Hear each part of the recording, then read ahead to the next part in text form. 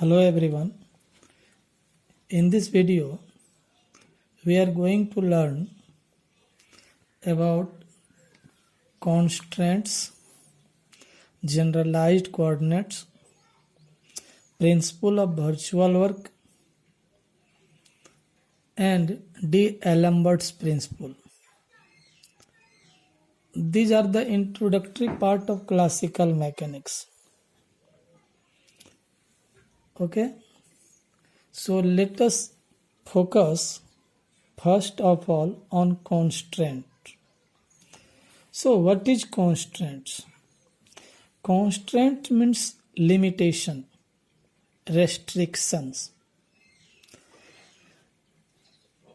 In everyday life, we face different types of motions.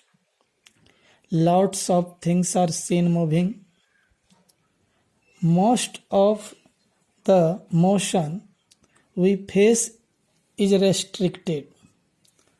There is certain limitations. They do not move freely. For example, suppose I am taking an example of simple pendulum. This is a point of suspension. This is a bob. When bob is pulled aside and left itself freely, then what happens? It oscillates.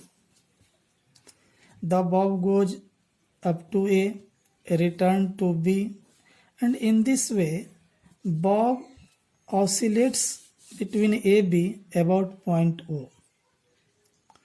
But one thing is here constant, that is the length of the string. Okay, this is the point of suspension, this is the center of the bob, and the length of the string. So bob is here or anywhere between AB. The length of the string is always fixed. Okay, so now see the definition. Constraints: any restriction imposed on the motion of a body is known as constraint, or you may say the limitations on the motion of the system are called constraints. So restriction or limitation or constraints on the motion of the system all are same. Actually, the knowledge of constraint reduces the degree of freedom. So, what is degree of freedom? See here. Degree of freedom means minimum number of independent coordinates required to simplify the system completely along with the coordinate constraints. Suppose we have a particle. If this or gas molecule, if the gas molecule is left itself, it will move either along x-axis or y-axis or z-axis. So it will go in any one direction at a time. But how many possibilities? We have three possibilities. It is free to move either this or this or this. So it has 3 degrees of freedom. Okay, but suppose a system contains n number of particles. So just we saw that one particle has 3 degrees of freedom, and if the system contains n particles, then it will be 3n independent coordinates if there is no any constraints.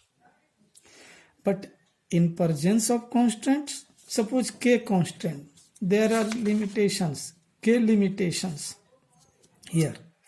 Then number of degree of freedom will be 3n minus k. This is the total degree of freedom which would become in absence of constraint. But under the presence of constraint, the degree of freedom will reduce by 3n minus k. So k is the constants. So left degree of freedom means total degree of freedom after considering constant will be 3n minus k. Now constant is divided, or constants may be divided into different sections. For example, first holonomic constants. Any constants which is function of r1 r2 time, then this type of constants is called holonomic constants. For example, suppose a particle or gas molecule is free to move inside a hollow sphere, then what will happen? See here, in a rigid body, the okay, I am taking example first rigid body. In a rigid body, the distance between the two particles is fixed.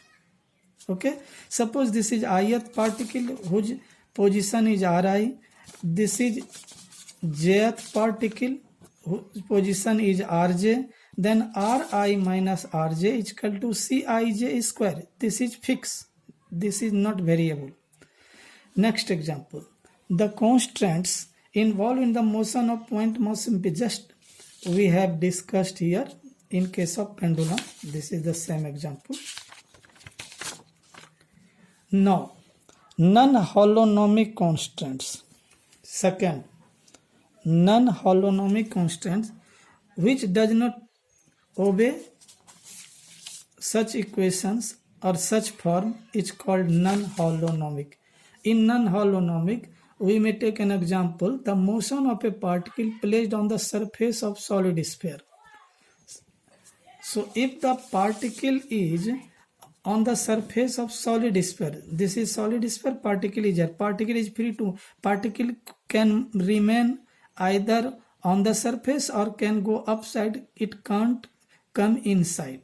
So there is a restriction here that radius, the position vector of the motion of particle placed on the surface of sphere radius a will be described as r square minus a square greater than equal to 0, not less than, because particle cannot go inside. This is the example of non-holonomic. Okay. Second example, the constants involved in motion of the molecule in a gas container are non-holonomic. Third, scleronomic and rheonomic constants. It involves time. It does not. If the constants are independent of time, they are termed as scleronomic. But if they contain time explicitly, they are called rheonomic constant. Okay. So these are about the types of constant. Now we are going to discuss generalized coordinate. Generalized coordinate, this is the topic. The minimum number of independent coordinates of variable which is required to describe the motion of a dynamical system is known as generalized coordinate. Actually, when we see the problem, we apply coordinate system. Sometimes we prefer Cartesian coordinate, sometimes we prefer spherical, sometimes we prefer cylindrical. The question arises, why not one coordinate system that will be applicable to all the problems? And that is generalized coordinate. Generalized coordinate is a set of so many coordinates q1, q2, q3, qf, where f is the total number of generalized coordinates. Otherwise, what happens for a particular problem, for particular set of coordinates is applicable. For example, in the case of particle moving on a surface of a sphere, the correct coordinates are spherical coordinate or theta phi. Here, if you use Cartesian coordinate, it will create difficulty. It will create problem. It is not impossible, but it is possible. But it will take time, much labor. Why not we use spherical coordinate? But for other problem, we have to change coordinate system. So depending upon the problem, we select the coordinate system. Here generalized coordinate means it will be applicable to all the problems. Okay. Now principle of virtual work. Principle of virtual work. Virtual, not real, not actual. So if the particle, see here, if the particle or if any system changes its configuration and its virtual displacement is del Ri, not actual displacement, then work done is equal to Fi dot del Ri. This is virtual work, not the actual work. So F del Ri is equal to 0 because there is no any actual displacement. That is why I have taken here 0.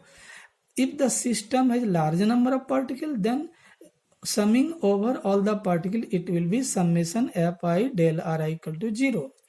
If the constants are present, see here constants are not present, but if the constants are present, then we have to consider constant, then total force will be actual force plus force of constant, that is Fia plus Fi.